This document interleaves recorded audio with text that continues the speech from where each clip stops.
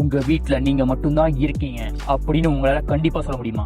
இல்ல இந்த வீட்டுல நான் மட்டும் இல்ல வேற யாரோ இருக்கிற மாதிரி இருக்கு அப்படின்னு நீங்க ஃபீல் பண்ணிருக்கீங்களா? அப்படி ஒரு சம்பவம் இங்க ஒரு ஃபேமிலிக்கு நடந்திருக்கு. 2013 டெல்லி. ஒரு ஃபேமிலி தன் குடும்பத்தோட தான் புது வீட்டுக்கு ஷிஃப்ட் ஆறாங்க. ஷிஃப்ட் ஆயிட்டு டெய்லி நைட்டு படுத்துட்டு காலை எந்திரிக்கும் போது கிச்சன்ல சாப்பாடு குறைஞ்சிருக்கு. ஒருவேளை எலியா இருக்குமோ அப்படின்னு சொல்லிட்டு விட்டுட்டாங்க.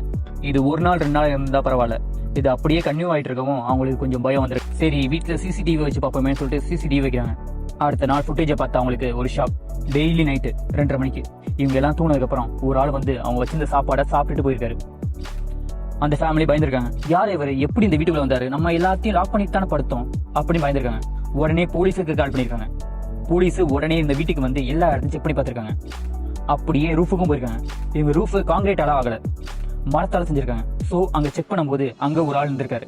அவரை பிடிச்சி விசாரிக்கும் போது தான் தெரிஞ்சிருக்கு அவர் இந்த வீட்லயே தான் ரொம்ப நாளா வாழ்ந்துட்டு வந்திருக்காருன்னு. இவங்க ஒரு வாரத்துக்கு முன்னாடி தான் இந்த வீட்டுக்கு ஷிஃப்ட் ஆனதுக்கு அப்புறம் இவங்க சமைச்ச சாப்பாடை சாப்பிடறதுக்காக அவர் கீழே வந்திருக்காரு. அப்படிதான் இவர் மாட்டிருக்காரு.